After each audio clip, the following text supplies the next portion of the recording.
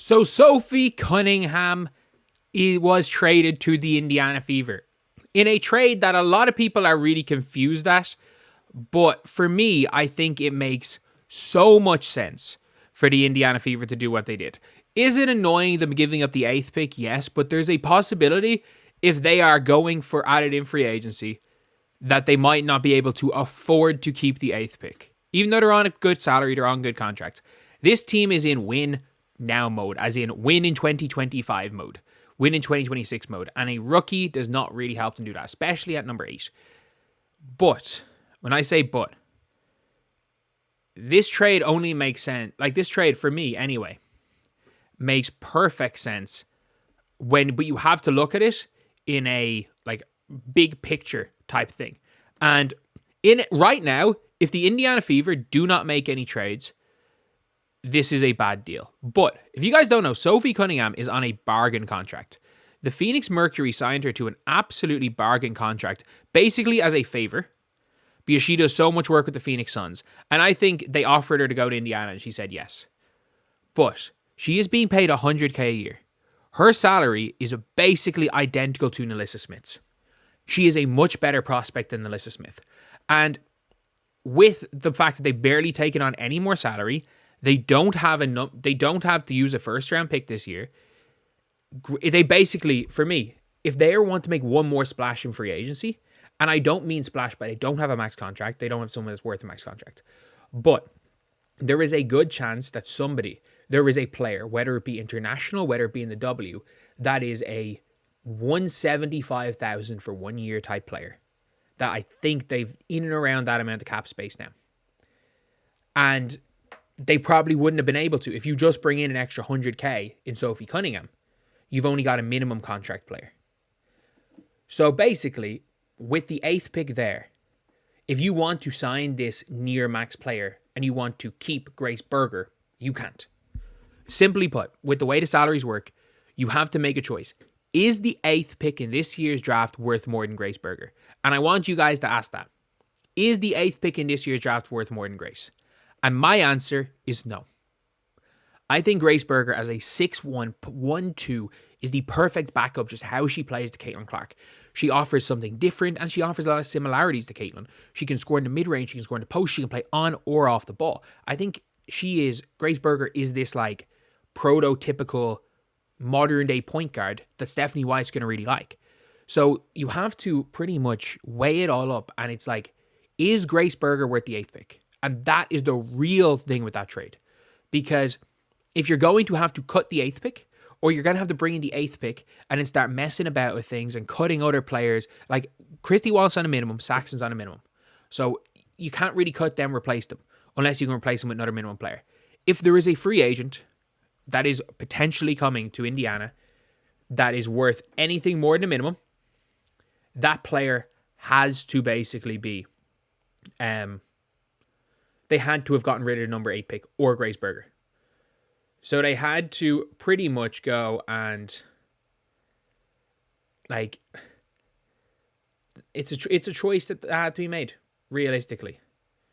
Realistically, it's a choice, and I still think that they made the right choice in a big picture. I think big picture, it was a smart decision.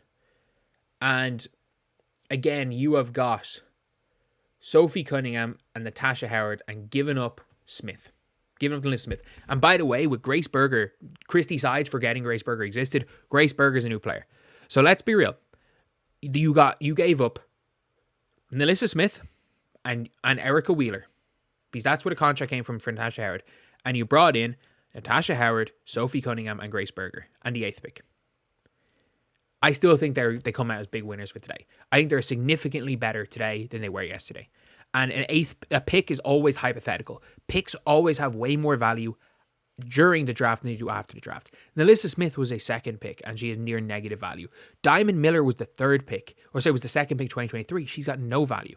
So picks are only as good as the players you draft. There is a non-0% chance, again, that let's just say the players the Fever want could be there in the 2nd round. Let's just say the Fever want to replace a minimum in Saxton, and they're like, We want high motor rebounder. Okay, we don't really need Victoria Saxton, even though I actually think Victoria Saxton could do something. But let's say we don't need Christy Wallace. Let's say they come to that decision. That, you know what, we don't need Christy Wallace. She's on a minimum, but we can get a second round pick on a minimum. Destiny Adams is going to be there. She's going to be there as a high volume rebounder. Your one, I blanked on her name. The Rhea Marshall. Rhea Marshall's almost certainly going to be there. So there are a lot of players, a lot of these like glue players that I think the Fever are kind of looking towards.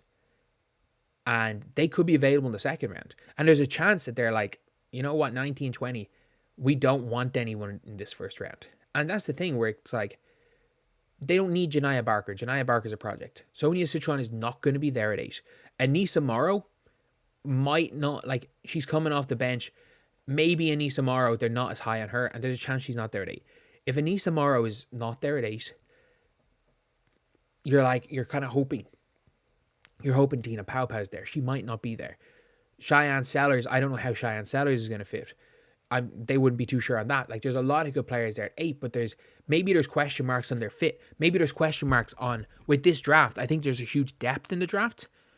But I think people are also saying, they're like, I've heard people saying 2025 could be one of the best drafts ever, just because of its pure depth. And I've also heard people arguing, and they're like, the National Player of the Year is going to be a sophomore.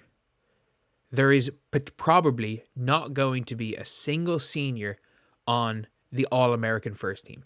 And Paige Beckers, even as a super senior, if we were being honest, the All-American first team is probably Latson, Betts, Hidalgo, Juju, Flaujae. None of them seniors.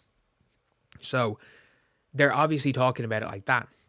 And when it comes to the way the Fever are looking at it, they're probably like, maybe, all these underclassmen, let's make sure we're not giving up. Maybe they asked in the pick, you can give up your next year's first round pick. And they're like, would we rather give up 10 next year or 8 this year? And it's like, okay. There's a lot of people that always look at the draft and they're like, oh, future firsts are worth less than current firsts. That's not always the case. Especially if they're like, if they don't think. As I have heard the devil's advocate argument about this draft is that it looks so stacked because there's nobody good. I don't agree with that. I do think like a Cheyenne Sellers is good, but I do think future draft picks, the 2028 draft is going to be stacked. So many drafts are going to be stacked. And I don't think that the 8th pick is that big of a difference. The freaking 8th pick, Elisa Peely went 8 in the last draft. Like, when we go to 2023, Lou Lopez Seneschal went 5th. Stephanie Suarez went 4th. Suarez is out of the W, and Lou, if she doesn't start off this season well, is going to be out of W mid-season. So, like, these first-round draft picks are not always home runs. Not every draft is 2024. But I really do like this trade if it's not the end. If this is the last thing they do, and they run it back, and they bring back a cheap enough, a poor vet player, or they go and keep Christy Wallace, keep Saxton, and they just don't have real depth, then I'm not the biggest fan. If they go and get a 175k-ish free agent, if they can bring in a Janelle Salone, and if it allows them to offer a Janelle Salone, because she's obviously an undrafted free agent, they can just offer her whatever they want. If they go and offer her, if they're able to offer her a big contract to bring her over, which could entice her to come over, that could be a huge thing. And if the Sophie Cunningham, if this trade, I'm getting rid of the 8th pick, allows them to make that trade without cutting Grace Berger, I think it's a positive. I do think it's a positive. But the Fever are not done yet. They basically matched salary like for like and just got rid of the 8th pick. So they now, as far as I'm concerned, as far as I'm sure with the salary, with the fact if you've got Saxon and Wallace on minimum deals, they can make one more splash. Not like Natasha Howard splash, but like Aerial Powers type splash. But I think if Aerial Powers really wants to go to Indiana, so I think if Aerial Powers was to go to Indiana, it would have already happened. But there's something. There is one more move the Indiana Fever are going to make. I don't know what that move is. Nobody knows what that move is. Like, you know, Real G's work in silence, and the Indiana Fever are lasagna right now. Like, we are looking at a team that works in the shadows completely. You're looking at one of these front offices that haven't leaked anything to anyone. And with that, we are looking at a front office that has the potential to make one more splash. And I think the Fever are one piece away. I think Sophie Cunningham is better than Lexi Hull. I think she might come off the bench because she's happy to come off the bench. I still think they are one piece away. One piece away from being, in my opinion, in that top 2. I know the Aces are some of the second favorite. The Aces, in my opinion, the Fever with these moves have just gone above the Aces. Like, I'm putting the Fever in like a tier of their own. So I'm going a bit different. I'm going Lynx. The Lynx signed Badian, really decent center from France. That was why she was they were over in Fenerbahce in Turkey, why Shari was there. But the Lynx and the Liberty, I'm still putting, even with Satu at the Mercury, I'm still putting them as the top 2 teams. And then I'm having a second tier down, which for me is the Fever and the Mercury. They're my top 4 teams. And then you've got Aces, Storm, and they're the 6 teams that are like 1 to 2 move or 2, or just hitting good form away from having a possibility of winning. The top 6 teams from last year, obviously it's changed a little bit, and we'll see in the season, maybe one of the Fever or the Mercury could jump into that top 2, and maybe the Lynx or maybe the Lynx could drop down. The Liberty aren't going to do it, but I don't think the Lynx will either. They're still my top 2. My second 2 are the Mercury and Fever. Then I've got the Storm and Aces on a similar level, and then after that, none of the teams have a chance. I would say my last 2 playoff spots are going to go to the Dream, who I just think are going to be an awkward matchup, but they're not going to win enough games over the course of the season. I think the Dream probably finishes the 7th seed, and then I'm going with the Sparks over the Sky for the 8th seed. But anyway, yeah, that is the video. Let me know what you guys think in the comment section below. Thank you guys for watching. Please like, comment, and subscribe.